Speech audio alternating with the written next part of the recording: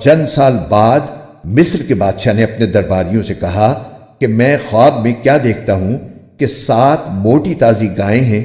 جنہیں 7 دبلی پتلی گائیں کھا رہی ہیں، نیز 7 خوشے ہرے بھرے ہیں اور 7 اور ہیں جو سوکھے ہوئے ہیں۔ اے درباریوں، اگر تم خواب کی تعبیر دے سکتے ہو تو میرے اس خواب کا مطلب بتاؤ۔ انہوں نے کہا کہ یہ پریشان قسم کے خیالات معلوم ہوتے ہیں اور ہم خوابوں کی تعبیر کے علم سے واقف بھی نہیں۔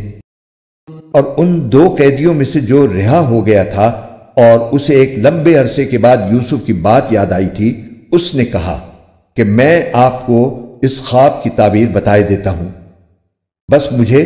یوسف کے پاس قید خانے میں بھیج دیجئے۔ چنانچہ اس نے قید خانے میں پہنچ کر یوسف سے کہا،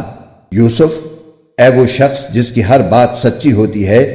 تم ہمیں اس خواب کا مطلب بتاؤ کہ 7 موٹی تازی گائیں ہیں جنہیں 7 دبلی پتلی گائیں کھا رہی ہیں، اور 7 خوشے ہرے بھرے ہیں اور دوسرے 7 اور ہیں جو سوکھے ہوئے ہیں۔ شاید میں لوگوں کے پاس واپس جاؤں اور انہیں خواب کی تعبیر بتاؤں تاکہ وہ بھی حقیقت جان لیں۔ یوسف نے کہا، تم 7 سال تک مسلسل غلہ زمین میں اگاؤ گے، اس دوران جو فصل کاٹو اس کو اس کی بالیوں ہی میں رہنے دینا، البتہ تھوڑا سا غلہ جو تمہارے کھانے کے کام آئے وہ نکال لیا کرو۔